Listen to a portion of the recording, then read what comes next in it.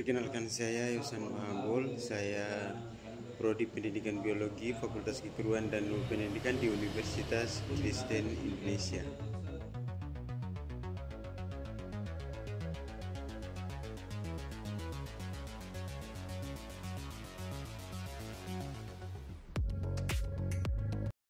Alangkah baiknya saya akan membahas teknik penulisan karya ilmiah. Ini adalah salah satu mata kuliah yang saya mengampu di kampus saya, yaitu Universitas Kristen Indonesia.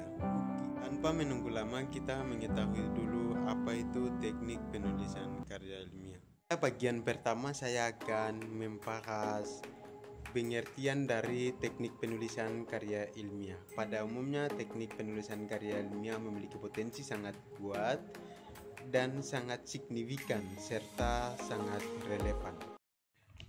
Dan karya penulisan ilmiah merupakan cara sistematis dalam menyusun tulisan berdasarkan metode ilmiah yang bertujuan untuk menyampaikan hasil pemikiran penelitian atau kajian secara objektif, logis, dan dapat dipertanggungjawabkan secara akademik. Sehingga banyak orang yang menghasilkan berbagai karya tulis ilmiah dan dipublikasikan melalui media tertentu seperti buku ilmiah, bunga rampai, jurnal, dan proceeding.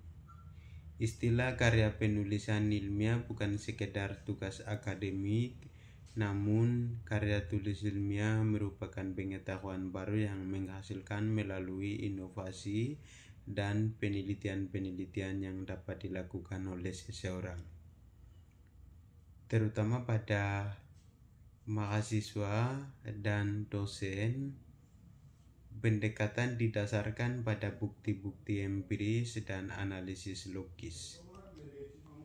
Karya tulis ilmiah yang disebut KTI pertama kali muncul sebagai bentuk komunikasi ilmiah formal untuk menyebarkan pengetahuan di seluruh dunia.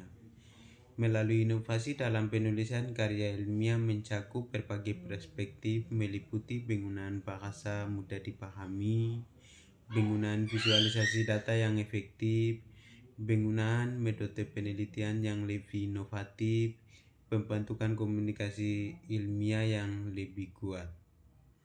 Karya tulis ilmiah ini berfungsi untuk media komunikasi ilmiah, alat untuk meningkatkan pengetahuan, bentuk dokumentasi penelitian, bahan rujukan bagi peneliti lain. Karya penulisan ilmiah di antara lain adalah laporan penelitian, makalah, seminar, atau simposium, dan artikel jurnal. Ini merupakan produk dari kegiatan ilmiah. Selanjutnya, saya akan menjelaskan struktur teknik penulisan karya ilmiah.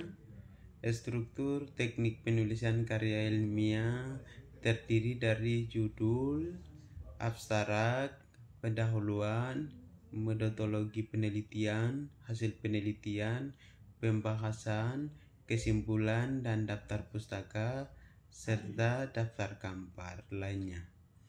Contoh kajian dalam pendahuluan proyek yang sedang saya kerjakan, judul potensi pohon sagu, metroksilon sagu, manfaat pada masyarakat lokal Kabupaten Jalimu, Kampung Salema. Dalam kajian pendahuluan, saya menuliskan tentang potensi pohon sagu dan manfaat bagi masyarakat lokal di Kabupaten Jalimu, Kampung Salema. Terdapat fokus pada beberapa poin utama. Pertama, potensi sagu sebagai sumber pangan alternatif yang melimpah di Kampung Salema. Kedua, manfaat sagu yang beragam bagi masyarakat Salema, mulai dari pangan hingga industri dan pengelolaan lingkungan. Ketiga, pentingnya pemanfaatan sagu secara berkelanjutan dan melibatkan masyarakat lokal. 1. Potensi sagu sebagai sumber pangan. Pada umumnya Indonesia memiliki potensi sagu yang sangat besar dengan luas lahan sekitar 5,5 juta hektar. Satu dapat menjadi alternatif sumber karbohidrat yang lebih produktif dibandingkan beras, jagung, dan gandum.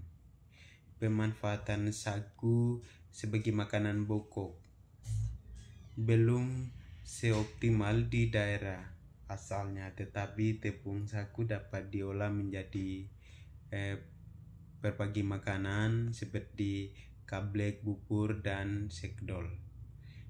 Bagian yang kedua adalah manfaat sagu bagi masyarakat. Pangan, sagu memiliki nilai gizi tidak rendah, lemak, dan bebas gluten sehingga cocok bagi orang dengan alergi gluten.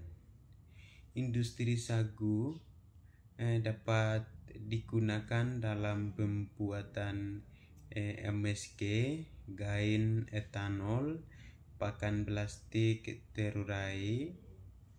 Lingkungan produksi sagu relatif ramah lingkungan karena tidak mengubah bentang alam secara masif.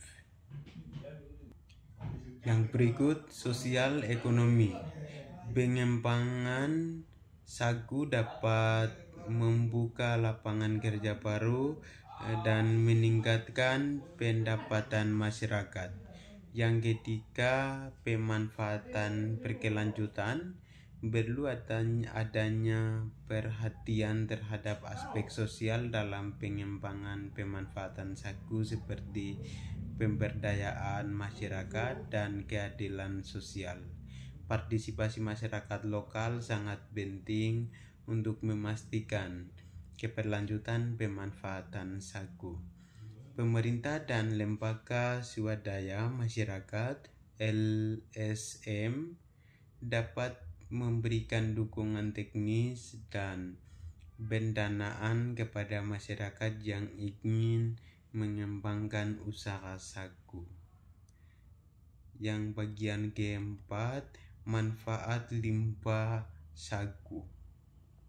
Ampas sagu dapat dimanfaatkan sebagai bahan ternak, bahan brekat, membrikat sarang, atau bahan membuat kompos. Kulit batang sagu dapat digunakan sebagai lantai rumah, jalan, atau kayu bakar.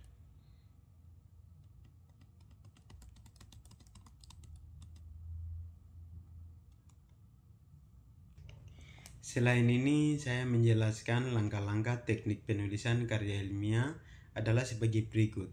1. Tahapan persiapan. 2. Pemilihan topik atau masalah untuk karya ilmiah. A. Merumuskan tujuan. B. Menentukan topik. C. Menelusuri topik. Selanjutnya saya akan menjelaskan teknik penulisan karya ilmiah juga memiliki ciri-ciri mencakup beberapa aspek penting. 1. Sistematis. 2. Logis. 3. Objektif. 4. Bahasa baku. 5. Referensi. 6. Keaslian. 7. Dapat dipertanggungjawabkan. 8. Penggunaan bahasa yang tepat. 9. Penggunaan kata impersonal. 10. Kata denotasi. 11. Pendefinisian istilah. Teknik penulisan karya ilmiah meliputi beberapa jenis di antaranya 1. Metode penulisan kualitatif dan kuantitatif. 2. Gaya penulisan ekspositori, deskriptif, naratif, dan persuasif. 3. Bentuk penyajian karya ilmiah populer semi formal, dan formal.